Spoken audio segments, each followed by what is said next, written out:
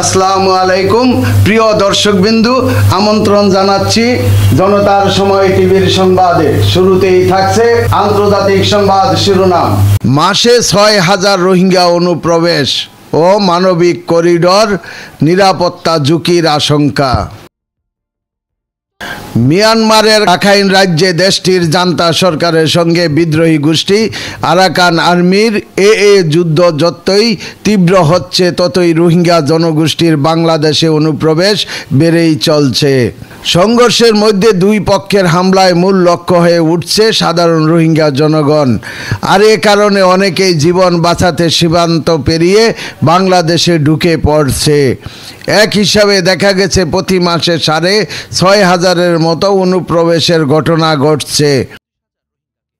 নতুন করে আসা রোহিঙ্গাদের আশ্রয় এবং মানবিক করিডর দিতে জাতিসংঘের আহ্বানকে কেন্দ্র করে গভীর উদ্বেগ সৃষ্টি হয়েছে। সব মিলিয়ে রোহিঙ্গা ইস্যুতে ফের বাংলাদেশ আন্তর্জাতিক চাপ ও চক্রান্তের শিকার হতে পারে। এতে আরও ঝুঁকিপূর্ণ হয়ে উঠতে পারে বাংলাদেশের নিরাপত্তা পরিস্থিতি, এমন আশঙ্কা বিশেষজ্ঞদের।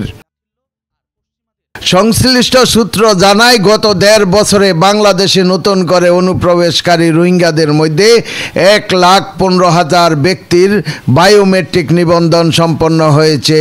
ধারণা করা হচ্ছে এর বাইরেও কমপক্ষে আরও ৫ থেকে ১০,০০০ রোহিঙ্গা অনিবন্ধিত অবস্থায় বিভিন্ন দেশের সীমান্তবর্তী এলাকায় অবস্থান করছেন।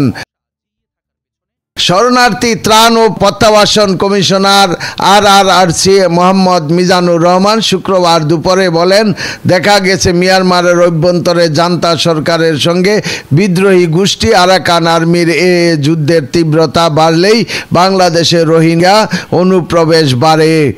তিনি বলেন, ২০২৩ সালের নভেম্বর থেকে ২০২৫ সালের ১ মে পর্যন্ত বাংলাদেশে নতুন করে অনুপ্রবেশকারী রোহিঙ্গাদের মধ্যে ১,১৫,০০০ ব্যক্তির বায়োমেট্রিক নিবন্ধন না হওয়া পর্যন্ত সুনির্দিষ্টভাবে বলা সম্ভব নয়। সীমান্তে অসহায় বিজেপির নানা সীমাবদ্ধতা, রোহিঙ্গা অনুপ্রবেশ নিয়ে সীমান্ত পরিস্থিতির বাস্তবতা ও মানবিক চ্যালেঞ্জের চিত্র তুলে ধরছেন কক্সবাজার রিজিয়নের border guard Bangladesh BGB region commander brigadier general MM Imrul Hasan. তিনি বলেন, মিয়ানমারে চলমান সংঘাত ও দমন পীড়নের কারণে জীবন বাঁচাতে রোহিঙ্গারা রাতের অন্ধকারে স্থানীয় দালালদের সহযোগিতায় সীমান্ত পেরিয়ে বাংলাদেশে ঢুকছে। বিজিবির সদস্যরা কেওড়া বাগানের ভেতর দিয়ে কোমর সমান পানি ও কাদা মাটি মারিয়ে জীবনের ঝুঁকি নিয়ে একদিকে ছুটে গেলে অন্য দিক দিয়ে রোহিঙ্গা অনুপ্রবেশ করছে।